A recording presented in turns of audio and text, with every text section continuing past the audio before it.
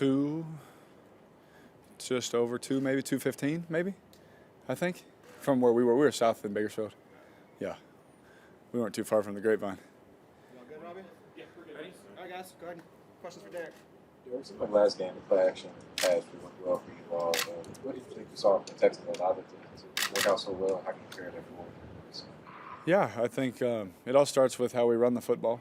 When I turn my back and, stick the ball, out to Josh's stomach, people have to believe it, And so we were able to hit some good play action passes, but that all stems from the offensive line and Josh, going to work. And so, if we want to keep doing that, we got to keep running the ball well, and be able to have both phases. And so, a lot of execution and all that kind of stuff comes into play, but yeah. When we see you move up in the pocket, there was a couple plays where you did that. How much of that is just improvising, but also practicing and also knowing your offensive line and getting a better handle on the offensive line? Yeah, I mean, and learning the scheme. When you're sliding, where's the double team? Where are the easier spots to get into, and all that kind of stuff. And knowing those things as a quarterback, knowing their rush plan as you go throughout the game, how teams want to rush you and put pressure on the quarterback and things like that. So a lot of it's that. A lot of it's just reactive. Some of it's that, and some of it is just by play design. I'm just trying to step up. Sometimes trying to look. I can't really see over Colton sometimes. He is 6'9". So some of it is that too.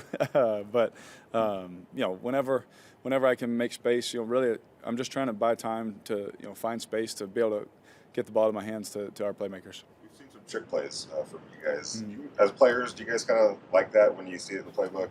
Yeah, I mean, it's fun. It's fun to, in practice, everyone talking trash to Josh if he can throw or not and all that kind of stuff. And so it's fun. I mean, we have a lot of fun with them. And, we feel if you rep them enough, they're not really a trick play. It's just a play you just execute at a high level. And so, we were able to hit, one and, really we think we ran 2 last game. And so we always, every team always has them, but Josh, it's up to him. Does he like how he saw it in practice and calling them and things like that. When is your catch coming?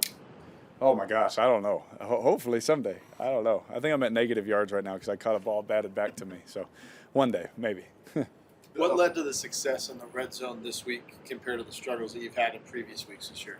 I think, one, it was awesome is we just ran it in, I think we had 3 plays, 3 touchdowns. And so, and if you count the one on the 26, that's 4 plays. And so, going back to the KC game too, we were able to score from distance. When we got down there, we were able to execute on the run play down there, and we just can't hurt ourselves with penalties, And it takes, again, in offensive football, it takes all 11 doing right, and when all 11 do right, to us, we believe that we should have a successful play, and if we can keep doing that, hopefully we can have success. But this team that we're playing this week is unbelievable in situational football. Could you talk about Thayer's maturation, please? Yeah. He seems to be looking where he was in OTA stories now as a different player. Yeah, absolutely. And he's worked really hard, and from when he came in, you're like, okay, you could see the talent, but you're just like, he's just not there yet, like every rookie, and that's not a knock. That's just a fact for all of us that come into the league. And so,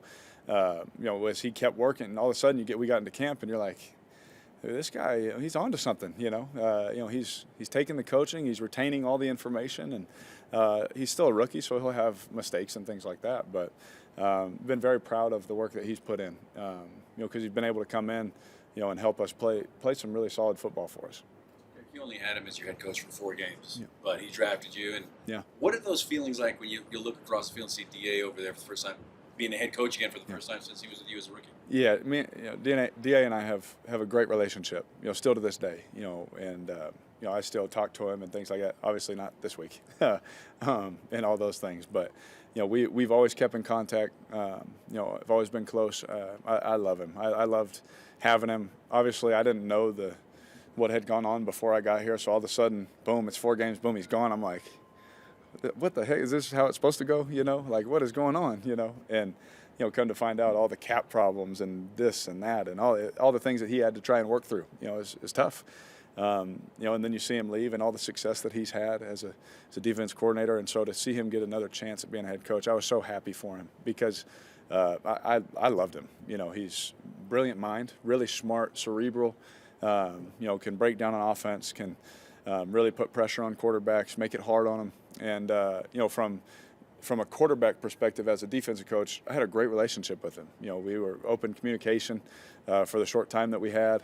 And I'll never forget, he gave me my chance in this league, and I've told him 100 times, and I'll tell him 100 more times how thankful I am for the chance that he not only drafted me, but to trust me when he, asked me if I was ready to start, and obviously, the rest is history. So it's crazy that it's almost been 10 years now, that it's been that long, but him and I, we've always, stayed close. Again, obviously, except this week. Losing him, was that kind of like your first introduction to all you've learned a lot about the business, and you've been through a lot. Yeah. And from a business perspective, was that like the first lesson of that's what this is now? Yeah, 100%. Like that, because I was like, you're just so caught up in man, I'm in the NFL and I'm starting as a rookie. They told me I wasn't going to play, for a while. They were going to build the team around me, and then all of a sudden, hey, you ready? I'm like, okay, yeah, let's go. And so, yeah, I think all the emotions of it, then all of a sudden you're hit with that, out in London, and you're like, dang, and I just got hurt, really for the first time. I'm like, bro, what is going on? This sucks. Is this what it's like all the time? And so I got welcomed into the league pretty quick with that. And so obviously you guys know we've been through a lot. A lot of us that have been here have been through a lot for some years, right? But hopefully that's done. So. You got Darren back on the practice field today. It's been a little bit of stop and start with him going all the way back to training camp. Has that made it difficult, especially with a new offense, getting him acclimated and getting on the same page and everything? That process has been a little bit difficult because of that.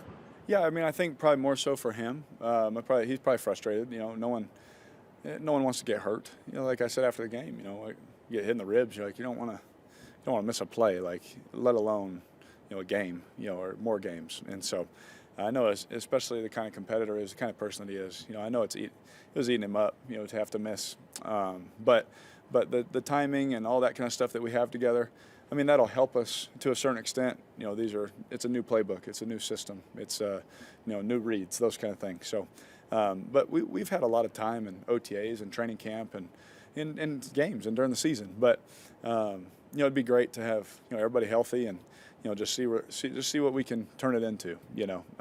But yeah, I think he could talk on it better. But he's you guys know him. He's always positive, and so if he's frustrated, he hasn't shown it. But I'm just banking on him being human. Do you have an idea of what this could look like when everybody is healthy and out there on the field together? I think we saw it a couple of times in practices.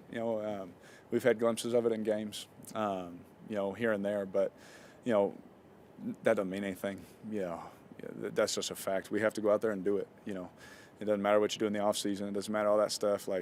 You got to put the work in. You got to do it together. It's going to be hard. It's got to be gritty. It's going to be physical. It's aggressive. It's violent. It's a tough game. And so you got to be able to have all 11 push through that, and then you can see what it looks like. But hopefully we can at some point get everyone out there healthy. In the NFL, that's hard to do. And everyone has stepped up and played good football for us. But if we can do that, then we can find out. But for the time being, it doesn't promise us anything. You've seen from the Saints defense on tape, and obviously Tyrann Mathieu, you're familiar with. He's familiar with you. How much of an impact do you think he'll have in their preparation for you guys this week? Yeah, him and I, we know each other well, and we've talked, off the field, and we know each other. Great respect for one another when it comes to playing this game. The things that he's been able to do, to see where, from college, his story, the injuries, different teams, all the success, the Super Bowl, all of those things, the player that he's become and the man that he's become is, I'm just happy for him and all that. And, especially with a coach like, DA, just to move him around and be able to do things with him, intensify his skill set, he's going to put him on display. And so he's made a lot of big plays over there, especially in Kansas City. And he's made plays, here at New Orleans. And it doesn't surprise me. He's a really good football player. He's one of the best safeties in our game. And he can be in the box, up high, cover two, blitzing. He does everything. And when you have a guy that can do a lot, you can do a lot with him. And he's a competitor, too. That's one thing I can say about him. He's a great competitor. And this defense, all of them are physical. They're violent at the point of attack. They're aggressive. And there's a lot of great people on that defense that I've gotten to know over the years. and none of us like each other this week, but I do have respect for those guys. Whenever we're not playing them. One or two more guys. There are a lot of teams have kind of phased out the fullback position. Yeah. Like they don't even have them on the roster sometimes Yeah. anymore. But you've had some good ones, Alec and then now with Rob. Yeah. I guess what does a fullback bring to the offense, and what does it look like? How does it help the quarterback? Man, what's crazy is even going back to my rookie year with Marcel Reese and then Alawale, and these guys that not only could be a thumper, and open up holes, but run routes and catch the ball. And I've been around different fullbacks, but having that part of the offense, with everyone going to the 11 personnel and all the receivers and the big plays and all this kind of stuff, it brings an element of, some teams don't practice it anymore.